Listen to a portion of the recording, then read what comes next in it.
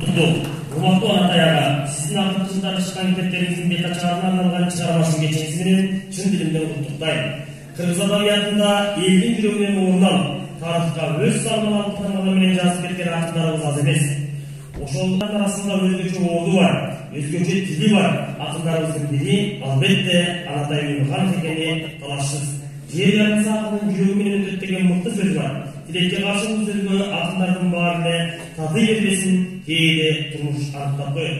Ал эми сиз мына ушул улуу сөзгө жүрөгүңүз, акындык тилегиңиз менен толук жооп бере алган нагыз акынсыз. Мен сиз менен таанышканда ычырап турган комсомолдук туракта болчусуз. Жарымдыгымга жакын мезгилден бери сиз менен агайын болуп, сиздин бийик адамгерчилигиңиз жана чыгармачылык ажайып дүйнөңүз менен жакындан тааныш болуп келе жатам.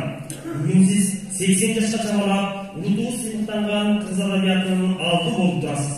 Калыкпай иштеп, талантыңыздын таасири менен кыргыз поэзиясын жаңы бийиктикке жеткирип, ондогон поэтикалык китептерди заманыбыздын көптөгөн залкарлары тууралуу эң сонун эскертүүлөрдү жаздыңыз.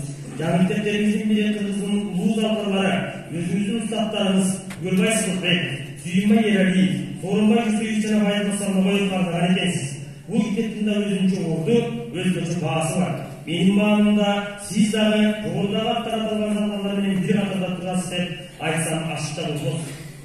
Чынында сиздин кыргыз адабиятына ошол бол саныңыз менин бул сөзүмдү жокко чыгара койбос. Элибизде мыкты акындар көп, бирок анын баары эле кыргыз поэзиясынын классиктери боло алышкан жок. Көбү көзөтүп кеткени бааланып жатат. Мисалы Сүйүнбай Эралиев менен Оңосултанов тирүүсүндө эле кыргыз поэзиясынын классиктерин аянышты. Мен сизди дагы эч тартынбай, азыркы кыргыз адабиятынын укура классик акыны деп баса белгилеп айтам. Мындай баары биз акын агабыздын көзү барда көп айтып, кийинки муундарга назарап турушубуз зарыл деп эсептейм. Сиздин дагы бир чоң өзгөчөлүгүңүз алып бул акындай чындыкты туу туткан чынчыл экендигиңизде. Мындай сапатыңыз менен ар бир ырыңызда ачык айкын байкаласыз. Буга эки куплетиңизди мисал кылгым келет. Чыгып кетсин чымынжан, чындык үчүн чыңырган, акындыгын сокур дейм бүгүнкү, мезгил күйүүсү билинбесе ырымдан. Канчакындык калк деп көзү жумулган, канчакындын калк деп көзү жумулган, карыстык деп жулунган, баатырдыгын кокон кыйын эртеңки, кечейлер көрүнбөсө ырымдан.